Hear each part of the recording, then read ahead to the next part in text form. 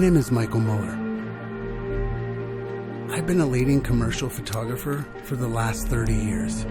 But the thing is, a photo can only take you so far. So what I've always really wanted to do was bring people into the water with me and give people a chance to really experience this underwater world. 2 years ago, American photographer Michael Muller got the idea that he wanted to make The Blue Planet, except in VR.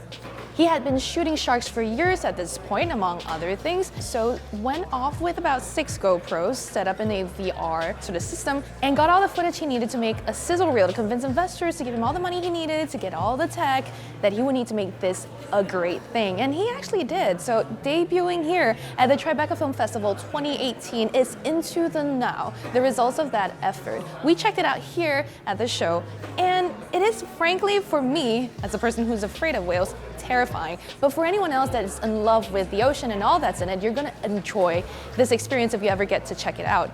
Into the Now will eventually be a series of 10 or 15 VR films, according to Muller, depending on when he gets distribution and whether he'll be able to find someone who is able to expand that idea for him. The quality of the footage and the experience was so good that at a certain point when I saw schools of fish and sharks swimming around me, I actually wanted to whip out my phone and take a selfie.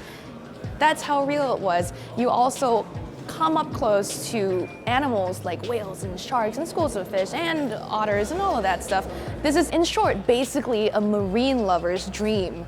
There's not a real coherent plot to Into the Now. This is really just a showcase of what he's capable of so that distributors can come, investors can give him money to do more to fulfill this dream of doing a series of films. Meanwhile, what we see here at Tribeca is paired with a positron chair that rocks around. That's basically a swivel chair that swivels for you so you can focus on the experience and feel like you're floating. It really adds to the entire atmosphere as well. So I would say if you're in New York and you're interested in checking out Tribeca, come see Into the Now for yourself.